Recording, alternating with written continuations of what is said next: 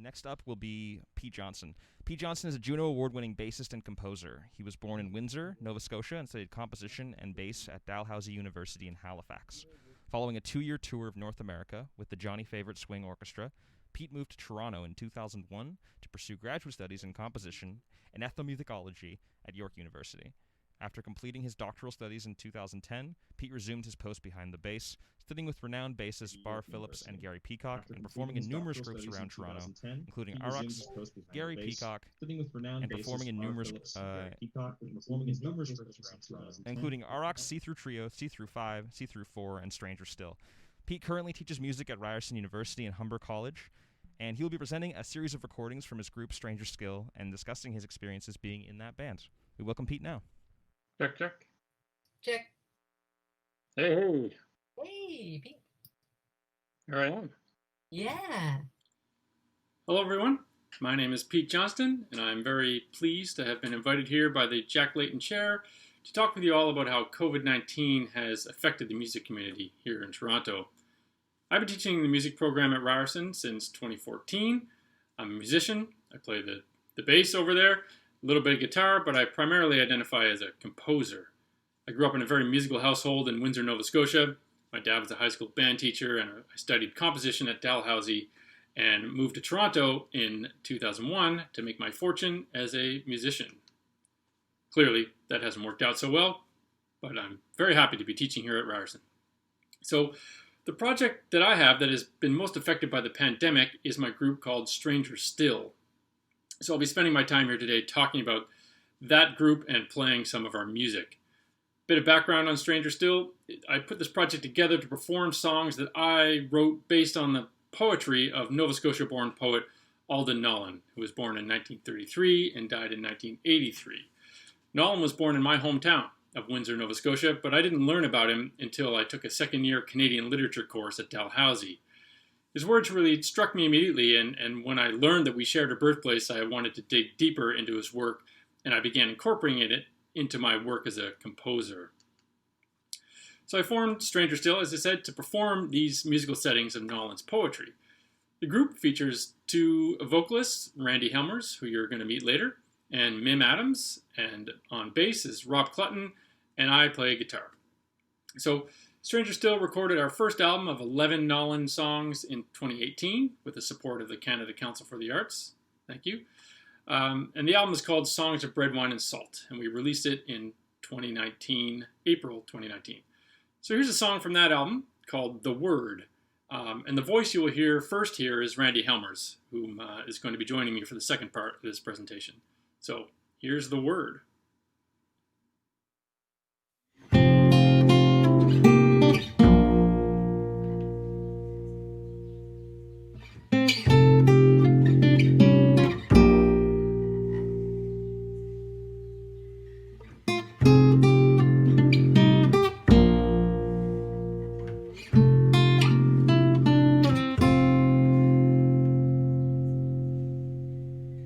Though I have the gift of time,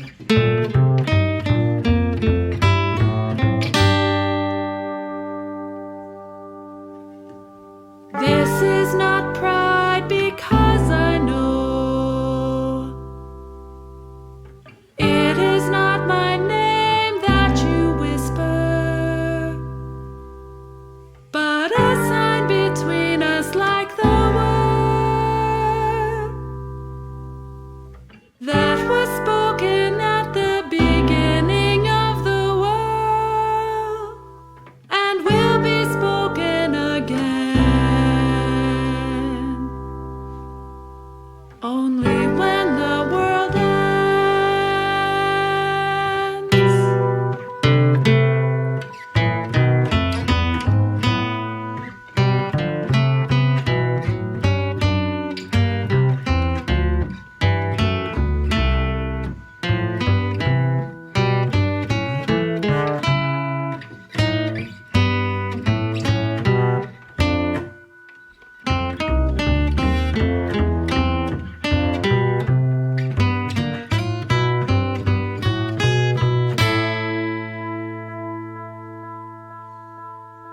This is not that word, but the other that must be spoken over and over while the world lasts. Tears, laughter, a lifetime, all in one word.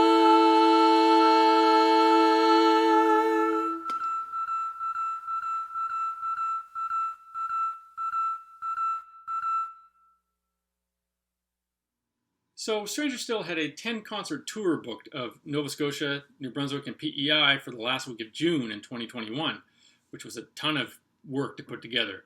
So when the pandemic hit hard in March, I really started to get worried about the tour. We've been awarded a Canada Council for the Arts grant to help pay for our accommodations and our travel, and I worried about losing that funding if I had to cancel the tour. So you know how this went. Summer music festivals started canceling themselves, and eventually the domino fell on me, and I had to call all the venues and the Canada Council and cancel the tour. So luckily all the venues agreed to rebook us in June 2021, and the Canada Council agreed to let us hold on to our funding. So hopefully it's all going to happen. But it was a real bummer because it was a ton of work, and we're all very excited to go out there and take this music home to the Maritimes. So part of this pandemic for me, and probably for you, has been to try to look on the bright side and find positive ways to spend my time. So how was I going to put a positive spin on this closing of all these venues, the cancellation of my tour, and the ending of live music as we know it? So I decided to take the time to write some new music for the band, using this cancellation as motivation to put a new record together, so we would have a new album, or at the very least new songs to perform if we get to go out in 2021 to tour the Maritimes. So I set to composing 11 new songs for second record, and the rest of the story here will be about that process, how that unfolded in the pandemic. I normally compose by myself, then present the music to the musicians I play with. They give me some feedback, I tweak it a bit, and off we go. And originally I wanted these new tunes for Stranger Still to be much more collaborative. I wanted to bring in just very minimal sketches, and we would work together in rehearsal to workshop and collaboratively build the tunes. But of course, COVID made this impossible, so I was forced to go back to my solitary composing process, working alone in my room, just as I had for our first record. And that is not what I wanted, but that's what I got. So a further problem was that most of my recordings I fund through grants from the Arts Councils, Toronto Arts Council, Ontario Arts Council, Canada Council. Thank you to all of them for helping me out over the years. And these councils had deadlines in April and May that I wanted to make for this new record. So the granting agencies, they need to have demo recordings of songs that you plan to record. And we, of course, weren't able to get together in a studio to record, let alone we couldn't even get together to rehearse the tunes. So this posed a challenge, and we turned to the internet. I recorded all of my parts on my home computer. I sent those recordings to the other musicians. They kind of added their parts on top of it. They sent it all back to me, and I knit them all together. So we did 3 tunes this way, which we managed to get, passable demos of 3 songs, I think, even though we didn't get to record in the same room together. Well, Mim and I didn't. Rob and Randy, they're married, so they live in the same house, and they got to record at least in the same place, even if they didn't do it at the same time. So I attached these demos to the grant applications, very long caveat explaining how we had to make the demos and why they don't sound as professional as the councils expect. And now it's just a waiting game to see when the results come in. But there's this added stress to that whole process of not, knowing that the samples we submitted are not up to our own standards, let alone what the juries would want to hear. So I'm going to play a few of these tunes for you, these Frankenstein demos, I call them, so you can put a sound to this story of our online collaboration. We did our best to make it happen under adverse conditions. So the first song I'm going to play here is called Sparrow, Come Through My Door, which is the name of the Nolan poem. And the second is a similar poem called Nancy. So all of these parts were recorded in our separate home studios, in heavy quotes. These might be bedrooms, living rooms, or very reverberant bathrooms. Who knows where the others recorded their parts. Mine were recorded in my very tiny bedroom. So here's Sparrow, Come Through My Door, and Nancy.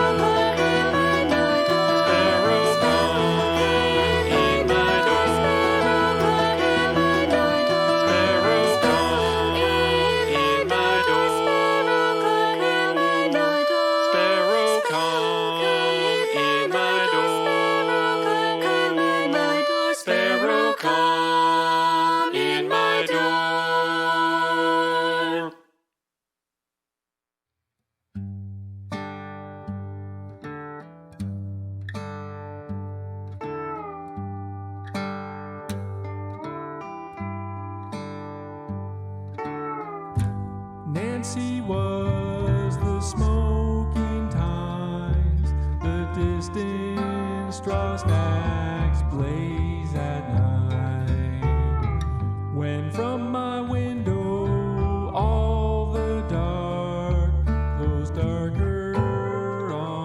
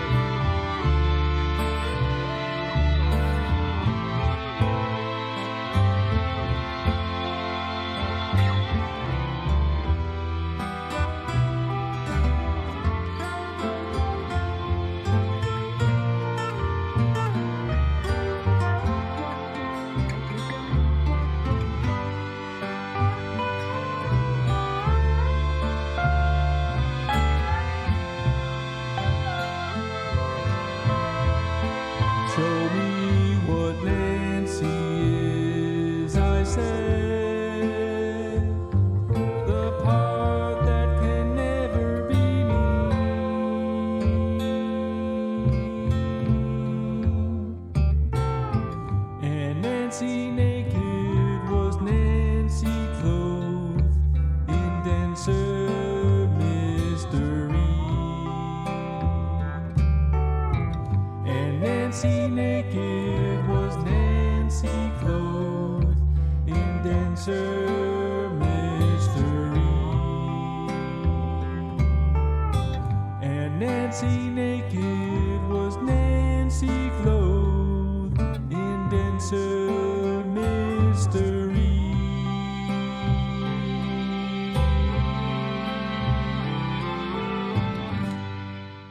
I'll take things a little bit further down the rabbit hole here by playing you a small bit of a demo where I recorded all the parts, all the instruments, even the vocals. So as you've probably noticed by now in the examples that I've played you, I'm not much of a singer, and I don't have the studio tricks to make up for that lack of skill. But I made these one-person band demos to share with the band so that hopefully when we all get together, we can get together to rehearse, that we'll have a bit of a head start where everybody kind of has a sense of what the sounds is and what the notes are. You know, I really can't wait to hear Mim and Randy, them sing this song and all the songs. So anyway, here's a piece called the Baku that is based on an Allen poem, and forgive the lead vocalist here. He tried.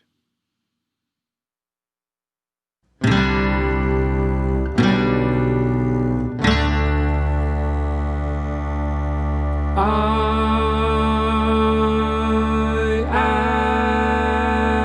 ask for nothing.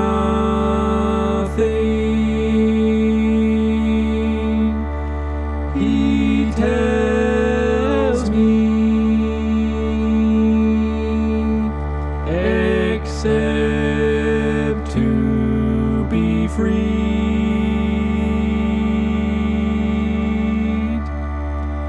from all desire.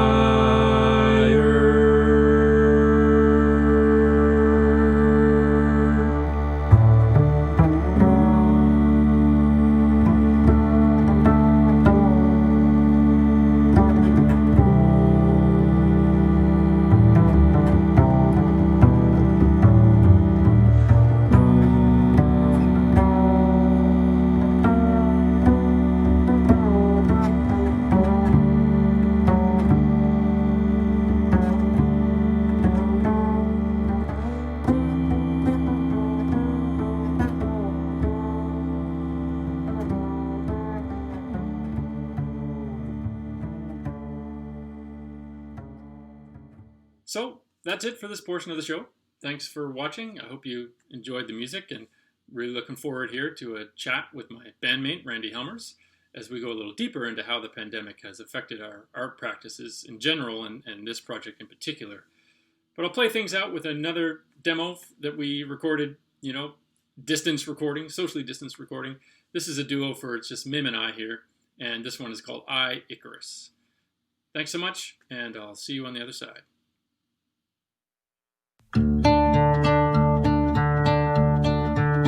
There was a time When I could fly, I swear it to you now. If I think hard for a moment, I can even tell you the year.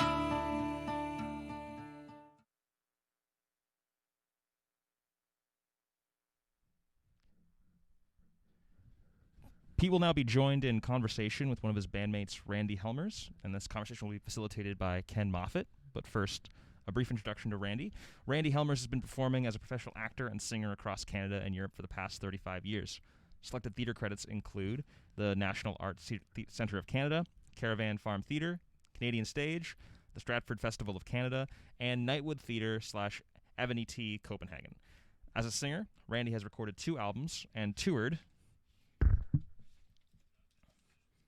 with the Canadian bands John Millard and Happy Day. Currently, Randi performs at festivals, concerts, and clubs in the duo Suite session with bassist / composer Rob Clutton, whose repertoire is Shakespeare sonnets arranged for voice and banjo.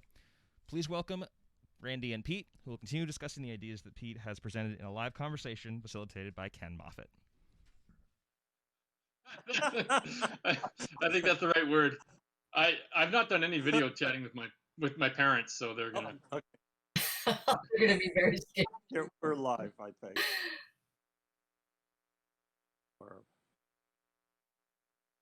Yep, we're good. Okay, I think we're live. I feel alive. First of all, thank you so much, Pete and Randi. Beautiful voice, Randi. Thank you, and beautiful compositions, Pete. Maybe we can start with Randi a bit, because Randi, give you a chance to talk about, you're a multidisciplinary artist. Maybe you could talk about that a bit and talk about how COVID has affected how you have been practicing your art. Sure. Well, thank you. It's so great to be here, Ken and Pete, and wonderful to hear Wob beforehand. It was so grounding, so beautiful. And yes, I as you can see, I've set up some prompts here in my little studio, just to help me remember what kind of artist I am. I'm a visual artist, painter, and I'm also a theater artist, a performer. And so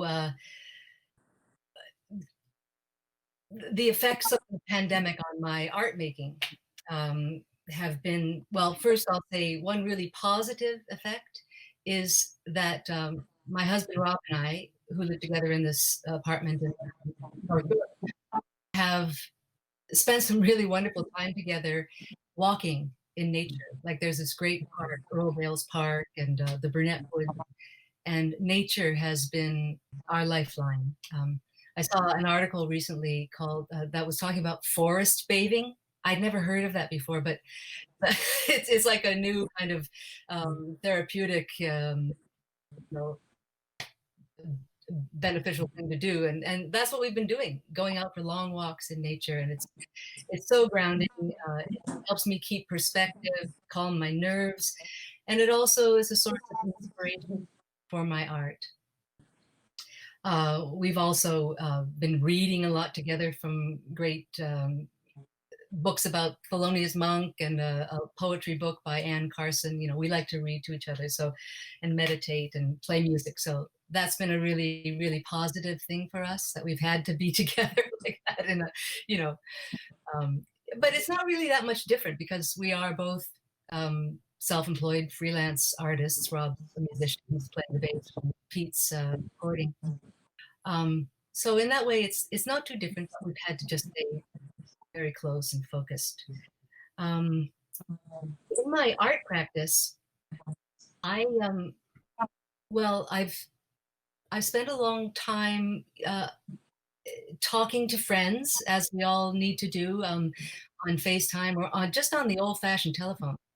And often when I'm talking to my friends, you know, I just have my buds in, and I'll doodle.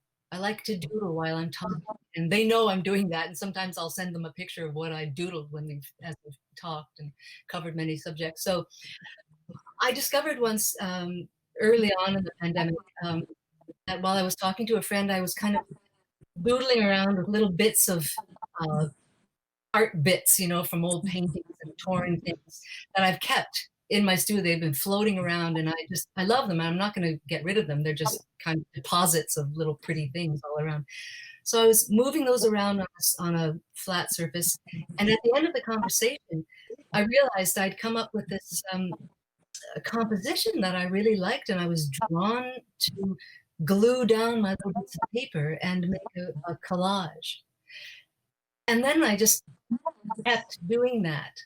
It became a practice for me, and it's become a really grounding thing I can do. I've got my little collages here. I'll show you.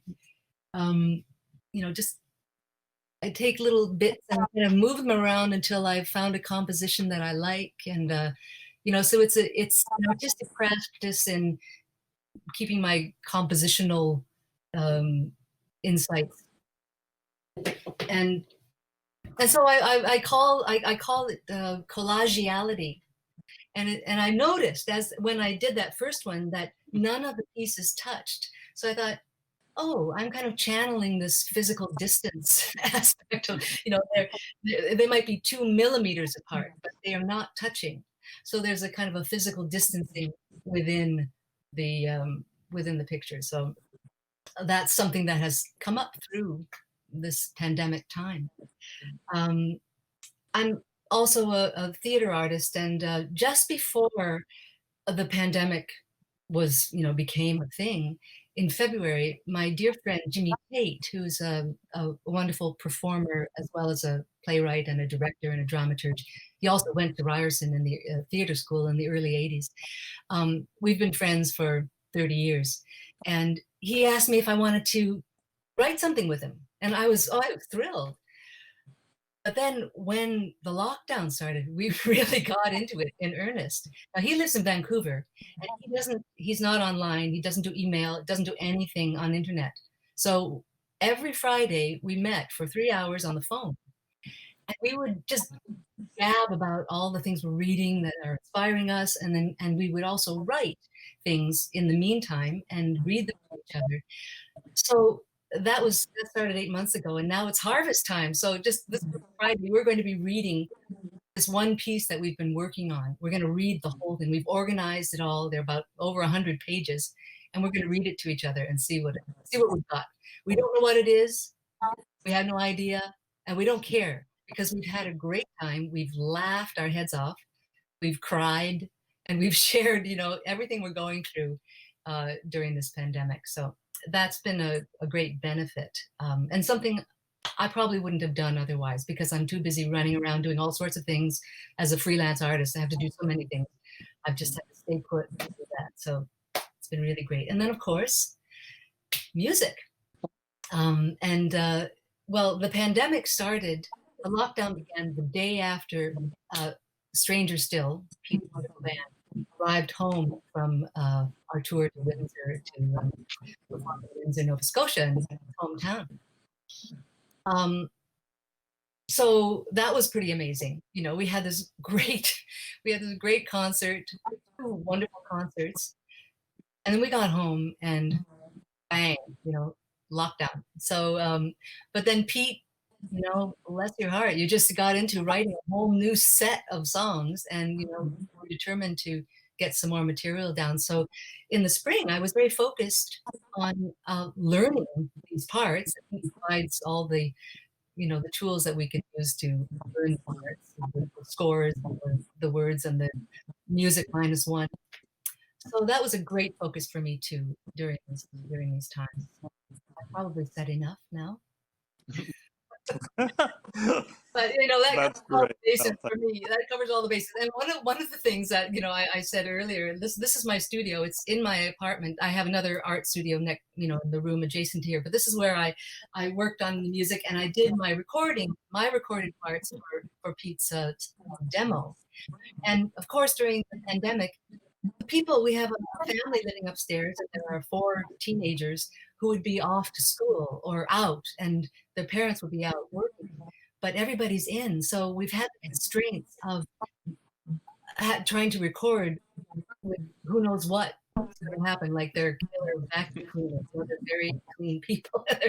they're diligent vacuum cleaners. We don't have a vacuum cleaner. So I would go outside to the park, Baycrest Park, and stand by the ramp from the Allen Road, from Allen to the 401, and do my vocal warm-up out there because I'm too inhibited to do it. One of the constraints. Anyway, there you go. Amazing. I'm not so considerate of my neighbors. Sorry about that. As I shared anxiety with the both of you, I'm also in a building, and a condo building, and there was construction upstairs, and I was worried that it was going to happen today. Somehow it's magically not happening, so that's great. You talked about performing. I guess you got to perform once in Nova Scotia. Twice? Okay. And Pete, you were talking about your concert tour got canceled. And I don't know, the combination of poetry from the East, you're from the East, you were going to tour the Maritimes. How has this affected it seems to be a kind of building of culture, if I can put it that way? How is this for you? Uh, well, I guess I've left Nova Scotia a long time ago to get away from the folk music out there. But as I grow old, and then both 4,000 years old now, I seem to really much appreciate that culture and digging back into that to I don't know, just connect back to my ancestry and really who I am. And I moved here to study jazz music, and at a certain point I just got thinking that that I like playing jazz music a lot, but that's not really my culture where I come from, and maybe I could get into that. So my dear friend Martin Arnold, who's a composer, has always been very much into uh, folk music of various kinds, but definitely from the UK, and he sort of got me into thinking a little bit more about that. And I don't think the music that we make is particularly East Coast sounding. It's not plugged into that Celtic tradition, but definitely the words, like the words, all Nolan's poems, like whenever he talks about a person, it's like, I just think, well, that's my aunt, that's somebody I know. I just, the characters he paints are the people I grew up around, because I'm from a very small town. And so, yeah, I don't know. I guess it's just being away for long enough that I just wanted to reconnect. And as Randy said, we got to go out and do 2 shows in March. Like, actually, I was getting calls from friends at our second concert, who are very good friends, who said, like, I'm just too scared of the virus, I can't come. Like, people who would have been there, who didn't. So yeah, so that was kind of heavy. So we got back the next day, but just it just seemed to connect with people, the music, in a way that really inspired me to say, okay, good, I'm gonna write another album of this stuff. That we need more tunes. It's one of the first projects I've ever had that people seem to like. So so I kind of ran with that. And so it was nice to have kind of focused time to crank out another bunch of poems. Because we also, on the little tour, we got to work with a guy named Brian Bartlett, fantastic poet himself, who edited a book of Nolan's, a complete collection of Nolan's poems. So this 600-page book. And so we got to hang out with him the whole weekend we were out there, and that was really inspiring too, because he really knows that stuff.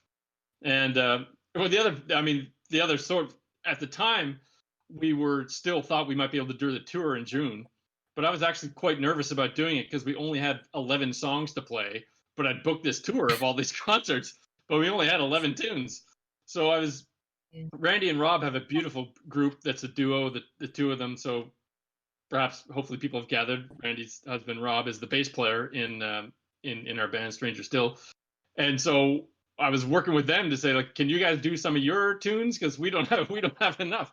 So I just got right to writing some more tunes so we would have enough to play. So then, of course, the tour was canceled, and so that was a drag. But hopefully it's going to happen in 2021. And now we have new music, so we can actually do 2 sets of music. Yeah. I've got my winter plans all set, I know what I'm going to be doing this winter. Right. Learning how many songs? Yeah, 11 new tunes. 11 new tunes. Yeah. It's it's so enriching to work on with your music and Nowlan's words. It's just it's a dream. It's a dream for me. I love that. I'm very happy. Me too. Yeah. It strikes me the immediacy of this. You went for 2 performances. Some people couldn't show up. I remember those moments. We all thought it was going to end in a few weeks, or at least I did, and then it kept going on, and we're still in it. Can you talk a little bit about your collaboration? You're doing it remotely, as I understand. Can you talk a little bit about what that's like and how you? Yeah. Well, I for our first album, I didn't have any money to do it really, so I kind of taught myself how to record, just the basics, just enough. So I recorded the whole first record myself at my house here. Just got the minimal amount of gear, And so that turned out to be kind of handy for this time, because I got a little bit of skill, and kind of everybody has started doing that. Most of my musician friends, I know Rob and Randy, and Rob especially, has started doing some home recording in this time. Mim, the other singer, had a set up. So everybody kind of I just had a slight head start on it, but everybody, so many musicians at this time, are kind of trying to just get a little bit of gear together to record themselves. So that came in handy. So having done that a little bit before, what I would do is just I wrote the tunes and then record all the parts myself, and then all of my parts. And then for this ones, I actually sang, as you heard on the example there. I sang it myself, but then I sent Randy and Mim versions of that with their parts taken out. Right, so where I'm singing Randy's part, the version I sent to Randy, I took that part out so she could just practice singing along with the other voice that would be Mim. So yeah, it's this kind of like piecemeal thing, and then they recorded their parts and just sent them to me, and I was able to knit it together, which was amazing. Which was nice. Yeah. Randy, how about you? Do you mind talking a little bit about this online? About this process with Stranger Still? Yeah. Yeah. Well, I'm amazed, at what Pete has accomplished, and like just recording the first CD. I mean, it sounds really great, and but we long to be in a studio together. Well, first of all, we long to be in Pete's apartment, because when we go for rehearsals, we've got, as Wob said, we've got each other there. We can breathe together, we can noodle around, we can laugh and eat delicious snacks that Pete provides, and just together, and but that's too dangerous these times. But it's I mean, the methods that Pete has put together for us to learn the music is great. So it's really helpful. And when we finally get together next year sometime, we're going to be it's going to be, we'll know it by heart, and it'll be well practiced when we come together. So that will be very exciting. We're probably very close to the end now. As with Wob, I'll give you, is there any parting shots both of you want to, a few words you want to say?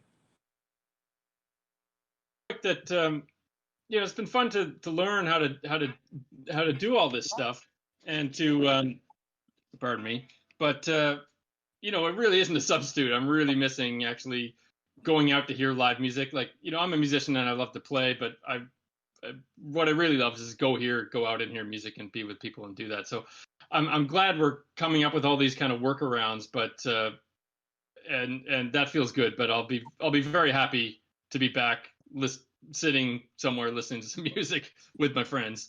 Yeah. So I'll just say that I making the most of it is what we're doing here. But I'll be very ready to actually be with the band and play a bit. Yeah, there ain't nothing like the real thing. Yeah. But great, these are lifelines, and as Walt was saying, like, use them. We need to just keep seeing each other, at least on FaceTime or whatever, or wave from a distance. We just have to keep connected that way. Keep singing. Yeah, I mean, singing would be dangerous. Yes, exactly. We've learned that in this moment. Well, I agree. I couldn't agree more, Pete. Like, we're making do. This is fun. It was fun to connect with you online. However, I can't wait till we're all face to face again. So thank you so much. It's been a pleasure. Yeah, truly. Thank you. Okay.